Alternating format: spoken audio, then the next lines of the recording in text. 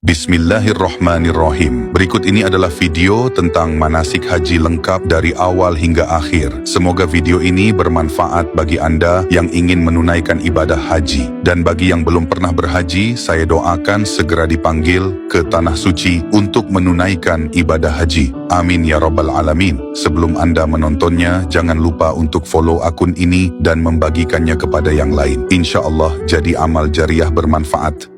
Macam-macam ibadah haji. Ada 3 cara dalam pelaksanaan ibadah haji. Ketiga jenis itu adalah tamattu, qiran, dan ifrad. Yang paling utama dari ketiga jenis ini adalah tamattu. Model inilah yang diperintahkan Rasul pembawa petunjuk Muhammad SAW kepada para sahabatnya. Adapun tamattu adalah seseorang berikhram untuk umroh di bulan-bulan haji seperti Syawal, Dzulqa'dah dan Dzulhijjah. Kemudian setelah tawaf dan sa'i, ia bertahallul yang ditandai dengan memendekkan rambut kepala. Dengan demikian, ia telah dihalalkan dari semua hal yang sewaktu ihram ia diharamkan. Pada hari 8 Dzulhijjah atau hari Tarwiyah, ia berihram untuk haji dari tempat tinggalnya di Mekah Al-Mukarramah. Lalu ia berangkat ke Mina untuk menyempurnakan ibadah hajinya. Ia wajib menyediakan hadyu atau hewan sembelihan. Jika tidak mampu, ia boleh berpuasa 3 hari pada hari-hari haji dan 7 hari setelah ia kembali ke negerinya. Sedangkan qiran adalah seseorang berihram untuk umroh dan haji sekaligus dengan melafazkan labbaika umratan wa hajjan. Kupenuhi panggilanmu ya Allah untuk menunaikan umroh dan haji. Sesampainya di Mekah, ia melakukan tawaf qudum dan sa'i untuk haji dan umrohnya. Setelah sa'i, ia tetap dalam keadaan ihram dan tidak bertahallul. Di hari ke-8 Dzulhijjah atau hari Tarwiyah, ia bertolak menuju Mina untuk menyempurnakan amalan-amalan haji dan umrohnya. Hanya saja, ia tidak lagi melakukan sa'i karena ia telah melakukannya setelah tawaf qudum. Ia wajib menyediakan hadyu atau hewan sembelihan. Jika tidak mampu, ia boleh berpuasa 3 hari pada hari-hari haji dan 7 hari setelah ia kembali ke negerinya dan berkumpul bersama keluarganya. Adapun ifrad adalah seseorang hanya berihram untuk haji saja. Setelah sampai di mikot, ia mengucapkan talbiyah labbaika hajjan. Kupenuhi panggilanmu ya Allah untuk menunaikan haji. Sesampainya di Mekah, ia melakukan tawaf dan sa'i dan ia tetap dalam keadaan ihram sehingga ia menyempurnakan amalan-amalan hajinya. Bagi orang yang melakukan haji ifrad, tidak wajib atasnya hadyu atau hewan sembelihan, sebab ia tidak menggabungkan antara umroh dan haji. Yang terbaik dari ketiga macam manasik tersebut adalah tamattu, kemudian qiran, dan yang terakhir adalah ifrad. Mikot untuk ihram. Kaum muslimin saudaraku, jika Anda telah berazam untuk mengadakan perjalanan ke Mekah Al-Mukarramah untuk menunaikan ibadah haji dan umrah, maka Anda wajib berihram dari salah satu tempat mikot di antara 5 mikot yang telah ditetapkan oleh Nabi SAW. Kelima mikot ini adalah: yang pertama, Dzul Hulaifah, yaitu mikotnya penduduk Madinah yang sekarang bernama Abyar Ali. Yang kedua, Al-Juhfah, yaitu mikotnya penduduk Syam, terletak di dekat kota Robih dan manusia sekarang berihram dari Robih. Ketiga, Qar Al-Manazil, yaitu mikotnya ahli Najd yang sekarang bernama As-Sil Kabir. Keempat, Yalamlam, yaitu mikotnya penduduk Yaman dan manusia sekarang berihram dari Sa'diyah.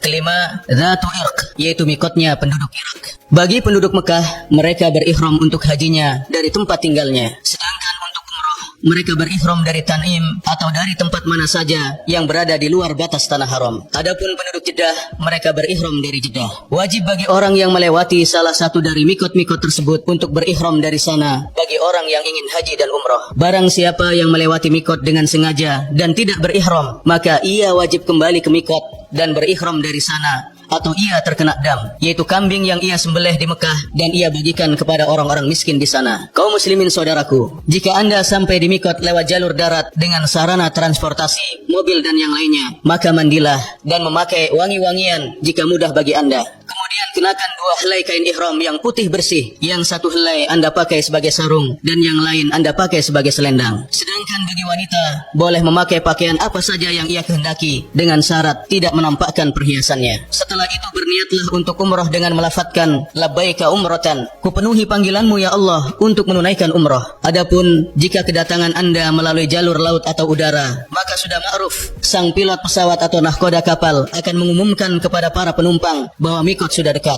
sehingga mereka segera memakai pakaian ihram. Tidak mengapa jika jamaah haji dan umrah telah mengenakan pakaian ihramnya dari rumahnya. Sesampainya di mikot, diumumkan kepada para jamaah yang berada di pesawat atau kapal laut agar mereka membaca talbiyah. Talbiyah dibaca dengan suara keras bagi kaum laki-laki dan suara pelan bagi kaum wanita. Labbaik Allah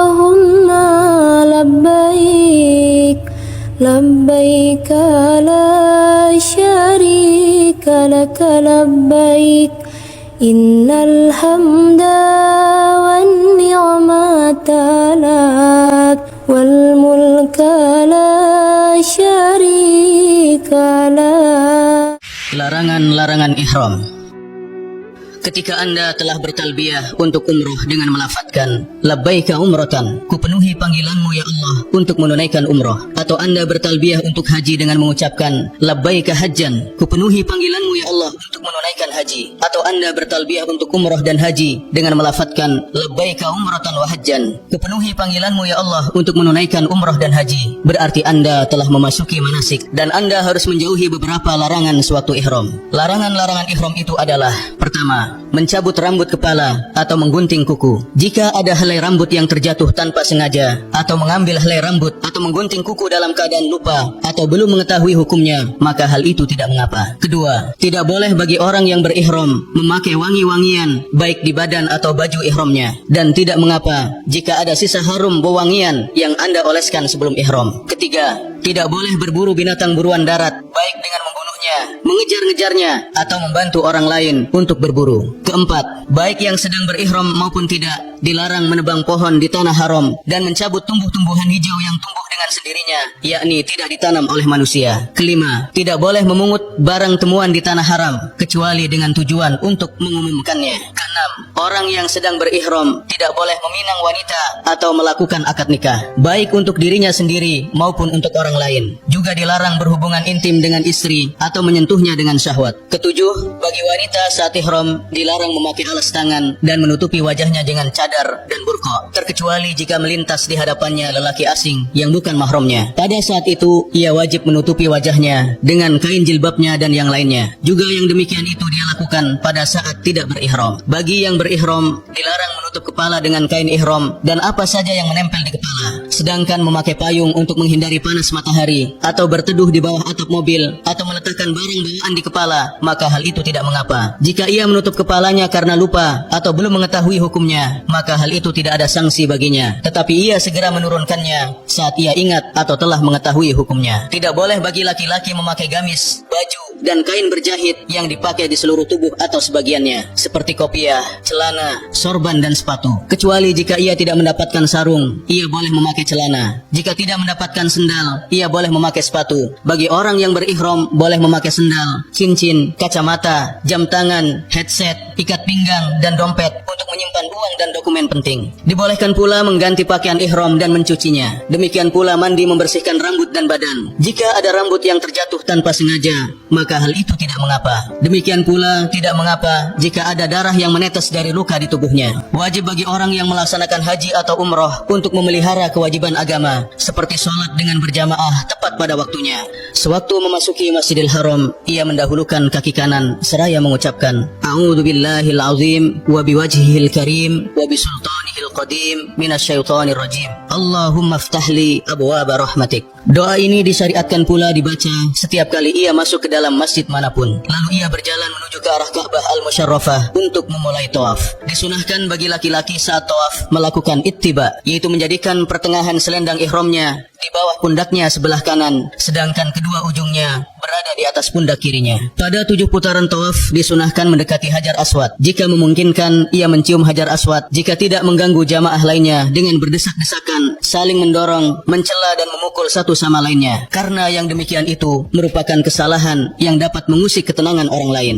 Jika tidak mungkin untuk menciumnya, maka cukup baginya memberi isyarat kepada Hajar Aswad dari tempatnya yang jauh seraya mengucapkan Allahu Akbar. Kemudian jamaah haji atau umroh memulai tawafnya dengan zikir dan istighfar serta doa-doa yang ia kehendaki, atau membaca Al-Quran dengan suara lirih atau pelan. Juga tidak mengkhususkan doa tertentu seperti yang dilakukan oleh sebagian kaum muslimin, karena yang demikian itu dapat mengganggu orang lain yang sedang tawaf. Merupakan sunnah seorang jamaah haji membaca doa di antara rukun Yamani dan Hajar Aswad. Rabbana atina fid dunya hasanah wa fil akhirati hasanah wa qina adzabannar. Ya Tuhan kami, berikanlah kepada kami kebaikan di dunia dan kebaikan di akhirat, dan peliharalah kami dari siksa neraka.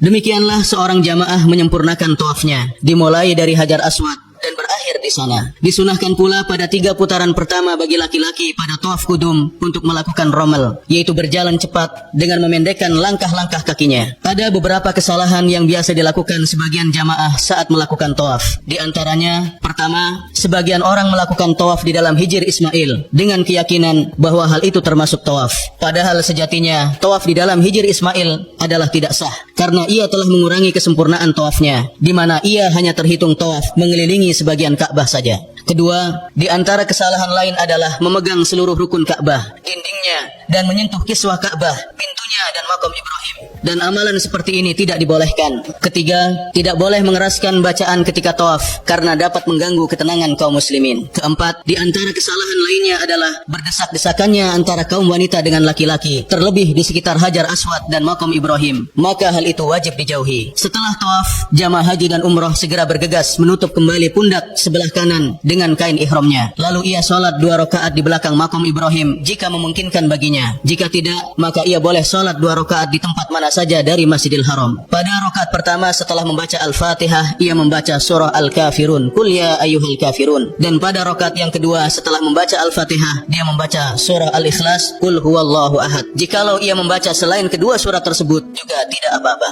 Tata cara sa'i.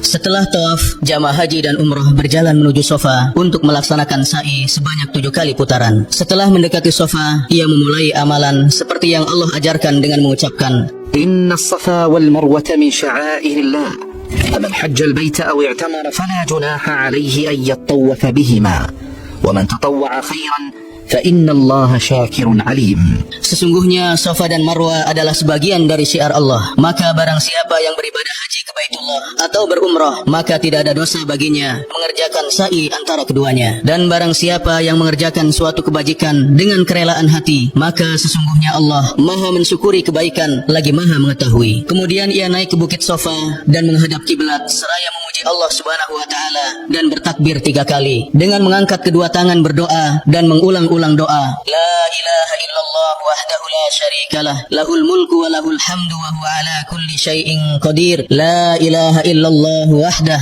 anjaza wa'dahu wa nasara 'abdahu wa hazamal ahzaba wahdah. Zikir ini diulang-ulang 3 kali dan boleh ditambah dengan doa-doa lain yang ia kehendaki. Lalu ia turun dari Safa menuju Marwa dengan berjalan kaki, lalu berdoa dengan doa-doa yang mudah baginya, berdoa untuk kebaikan dirinya, keluarganya, dan kaum muslimin pada umumnya. Ketika sampai di tanda hijau, jamaah laki-laki berlari, tapi tidak disyariatkan bagi jamaah wanita. Jika telah sampai di tanda hijau kedua, ia berjalan biasa seperti sebelumnya. Sehingga ketika sampai di Marwa, ia berdiri menghadap ke arah Ka'bah dan mengucapkan zikir seperti yang ia ucapkan sewaktu berada di Safa. Lalu ia berdoa seperti yang ia kehendaki. Kemudian ia turun menuju Safa. Ketika sampai di tanda hijau pertama, ia berlari sampai melewati tanda hijau kedua. Setelah itu ia berjalan biasa dan naik ke bukit Safa. Demikianlah ia menyempurnakan ke-7 putaran sa'inya dengan cara seperti itu. Dari Safa ke Marwa dihitung 1 putaran, dan kembalinya dari Marwa ke Safa dihitung putaran kedua, dan seterusnya. Tidak mengapa jika ia memulai sa'i dengan berjalan kaki, lalu ia merasa capek, lelah, atau ada gangguan kesehatan dengan takdir Allah Subhanahu wa taala, maka ia boleh melanjutkan sa'inya dengan menggunakan kursi roda. Dibolehkan pula bagi wanita haid atau nifas untuk melaksanakan sa'i tanpa melakukan tawaf, karena tempat sa'i bukan termasuk Masjidil Haram. Di antara kesalahan fatal yang sering kita lihat adalah jamaah wanita ikut berlari saat melewati 2 tanda hijau. Setelah menyempurnakan sa'i, maka jamaah bertahallul dengan memendekkan rambut kepalanya. Jika ia mengambil haji tamattu, diharuskan menggunting seluruh rambut kepala dan bukan sebagian rambutnya saja. Adapun bagi wanita, saat bertahallul hanya memotong rambutnya seukuran ujung ruas jarinya. Dengan demikian, bagi jamaah yang mengambil haji tamattu telah menyempurnakan umrohnya dan telah dihalalkan baginya semua hal yang sebelumnya dilarang sewaktu ihram. Hari Tarwiyah. Pada tanggal 8 Dzulhijjah yang dikenal dengan Hari Tarwiyah, mereka bertolak menuju Mina sebagai realisasi dari mengikuti sunnah Nabi SAW. Disunahkan berangkat ke Mina sebelum tergelincir matahari, yaitu sebelum zuhur. Termasuk sunnah, jamaah haji melakukan mabit atau bermalam di Mina pada Hari Tarwiyah, yaitu malam 9 Dzulhijjah. Setelah sholat subuh di hari 9 Dzulhijjah, jamaah haji menunggu beberapa saat hingga matahari terbit. Lalu jamaah haji bertolak menuju Arafah dalam keadaan tenang dan tertib sambil bertalbiyah dan bertakbir serta zikir kepada Allah Subhanahu wa taala. Tata cara dan waktu talbiyah. Hendaknya jamaah haji dan umrah memperbanyak talbiyah pada waktu yang telah ditentukan. Saat umrah, talbiyah dimulai sejak ihram sampai memulai tawaf. Sedangkan saat haji, talbiyah dimulai sejak ihram untuk haji sampai waktu melempar jumrah Aqabah pada pagi hari 10 Dzulhijjah atau hari raya kurban. Ucapan talbiyah itu adalah Labbaik Allahumma labbaik, labbaik la syarika laka labbaik, innal hamda wan ni'mata lak, wal mulka la syarika lak. 9 Dzulhijjah atau hari Arafah. Di hari ini, yaitu 9 Dzulhijjah, para jamaah haji berkumpul di Arafah yang digambarkan oleh Rasulullah Shallallahu Alaihi Wasallam sebagai sebaik-baiknya hari dalam setahun. Kaum muslimin melakukan wukuf di Arafah sejak tergelincir matahari hingga terbenamnya di hari yang agung ini. Di hari yang agung ini, sibukkanlah diri Anda dengan talbiyah dan zikir, perbanyak istighfar, takbir dan tahlil. Berdoalah kepada Allah Subhanahu wa taala dengan hati yang khusyuk dan tunduk. Bersungguh-sungguhlah Anda dalam berdoa untuk kebahagiaan Anda, keluarga, anak-anak dan saudara-saudara Anda dari kaum muslimin. Jika telah masuk waktu zuhur, seorang imam menyampaikan khutbahnya yang berisi peringatan, nasihat dan petuah. Kemudian ditunaikan salat zuhur dan asar dengan jamak dan qasar seperti yang dilakukan Rasulullah Shallallahu alaihi wasallam. Tiada salat sebelumnya, di antara keduanya dan sesudahnya. Jamaah haji hendaknya menghindari kesalahan dalam wukuf di hari yang agung ini yang dapat menghilangkan pahala dan ganjaran. Di antara kesalahan yang biasa dilakukan oleh jamaah haji sewaktu wukuf adalah yang pertama, wukuf di luar batas Arafah. Mereka berada di tempat itu sampai terbenam matahari, lalu mereka bertolak menuju Musdalifah. Kedua, bertolak meninggalkan Arafah sebelum terbenam matahari, dan hal ini tidak dibenarkan karena menyalahi perbuatan Nabi Shallallahu Alaihi Wasallam. Ketiga, berdesak-desakan dan saling dorong-mendorong dengan tujuan naik ke Bukit Arafah atau Jabal Rahmah sehingga sampai di puncaknya, mengusap dindingnya dan sholat di sana. Keempat, menghadap ke Bukit Arafah atau Jabal Rahmah saat berdoa, padahal sunnahnya adalah berdoa menghadap ke arah kiblat. Musdalifah. Setelah terbenam matahari di hari 9 Dzulhijjah, kafilah haji bertolak meninggalkan Arafah menuju Musdalifah dalam naungan barokah Allah Subhanahu wa taala. Setelah sampai di Musdalifah, mereka menunaikan salat maghrib dan isya secara jamak dan qasar dengan satu adzan dan dua iqamah. Tujuan mereka di Musdalifah malam itu adalah untuk melakukan mabit atau bermalam di sana. Mereka berangkat ke Musdalifah dengan melantunkan talbiyah, zikir dan syukur kepada Allah Subhanahu wa taala atas segala karunia dan anugerahnya. Karena mereka telah menyaksikan wukuf di Arafah. Sesampainya jamaah haji di Musdalifah, sebagian jamaah melakukan kesalahan yang semestinya dapat mereka hindari. Di antara kesalahan-kesalahan yang dilakukan oleh sebagian jamaah haji di Musdalifah adalah mereka sibuk memungut batu kerikil sebelum melaksanakan sholat maghrib dan isya secara jamak dan qasar. Padahal sholat semestinya lebih mereka prioritaskan pelaksanaannya. Demikian pula keyakinan bahwa mereka harus memungut batu kerikil dari Musdalifah juga merupakan bentuk kesalahan yang seharusnya tidak terjadi. Sunnahnya adalah seperti yang telah kita sebutkan, bahwa jamaah haji mabit di Musdalifah sehingga mereka menunaikan sholat subuh di sana. Jamaah haji melanjutkan perjalanannya menuju Mina sebelum terbit matahari dalam keadaan bertalbiyah, khusyuk dan memperbanyak zikir kepada Allah Subhanahu wa taala. Sesampainya di Mina, jamaah haji segera mendekati Jumrah Aqabah, jumrah yang paling dekat dengan Mekah. Setelah sampai di Jumrah Aqabah, ia menghentikan talbiyahnya dan melempar jumrah tersebut sebanyak 7 kali lemparan batu secara beriringan dan bertakbir setiap lemparan batu. Setelah itu ia menggundul atau memendekkan rambut kepalanya, tetapi menggundul rambut kepala lebih utama. Adapun bagi wanita, cukup menggunting rambutnya seukuran ujung ruas jarinya. Ini adalah merupakan urutan amalan haji. Jika mendahulukan salah satu amalan dari 3 amalan tersebut, yaitu melontar Jumrah Aqabah, menyembelih hadyu dan menggundul atau memendekkan rambut kepala, juga tidak mengapa. 10 Dzulhijjah. Jamaah haji yang datang dari belahan timur bumi dan baratnya, mereka berkumpul di Mina dengan wajah sukacita di hari raya Idul Adha yang penuh berkah. Ada beberapa kesalahan yang biasa dilakukan sebagian jamaah haji saat melontar jumrah. Di antaranya, sebagian jamaah berkeyakinan bahwa mereka sedang melempar setan, sehingga mereka melempar jumrah dengan marah disertai dengan makian terhadap setan-setan itu. Melempar jumrah tidak disyariatkan kecuali untuk mendirikan zikir kepada Allah Subhanahu wa taala. Tawaf ifadah. Ketika jamaah haji telah melempar Jumrah Aqabah, dan menggundul rambut kepala atau memendekkannya, berarti ia telah menyempurnakan tahallul awal. Dan telah dibolehkan baginya mengenakan kembali pakaiannya, dan telah dihalalkan baginya seluruh larangan ihram kecuali menyentuh istrinya. Kemudian ia bertolak menuju Mekah untuk melaksanakan tawaf ifadah yang merupakan salah satu rukun haji, di mana haji tidak sah kecuali dengan melakukan tawaf tersebut. Setelah tawaf, bagi jamaah yang mengambil haji tamattu melakukan sa'i. Jamaah haji boleh mengakhirkan tawaf ifadah sampai berakhirnya hari-hari Mina, yaitu 13 Dzulhijjah, dan pergi ke Mekah Al-Mukarramah untuk melakukan tawaf ifadah setelah menyelesaikan seluruh lemparan jumroh pada hari itu.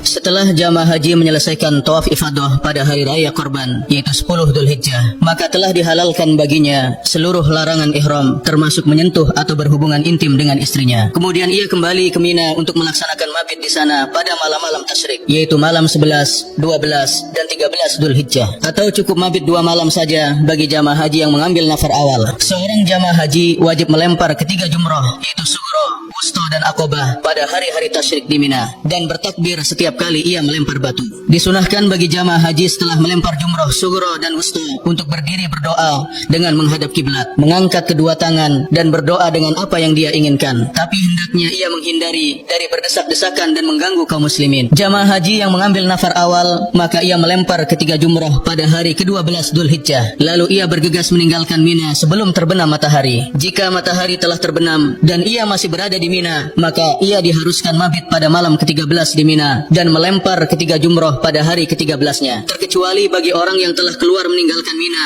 dan terjebak macet atau ada uzur lain sehingga ia belum keluar dari Mina hingga terbenam matahari, maka ia tidak diharuskan mabit lagi pada malam ke-13 di Mina. Tawaf wada. Jamaah haji kembali berangkat ke Mekah Al-Mukarramah untuk melaksanakan tawaf mengelilingi Al-Baitul Atiq yang merupakan amalan haji terakhir yang wajib ditunaikannya. Hal itu dilakukan setelah jamaah hampir menyempurnakan seluruh rangkaian manasik dari rukun dan wajib-wajib haji. Tawaf wada merupakan amalan terakhir sebelum meninggalkan Mekah sebagai bentuk realisasi dari perintah Nabi SAW, la yanfiranna ahadun hatta yakuna akhir ahdihi bil bait. Janganlah ada seorang pun dari jamaah haji pergi meninggalkan Mekah sehingga dia melakukan tawaf wada sebagai amalan terakhir baginya di sisi Baitullah, yaitu Ka'bah. Tawaf wada merupakan kewajiban terakhir yang harus ditunaikan jamaah haji sebelum ia mengadakan perjalanan pulang ke negerinya. Tidak gugur kewajiban tawaf wada melainkan bagi wanita haid dan nifas. Labbaik Allahumma labbaik, labbaik la syarika laka labbaik, innal hamda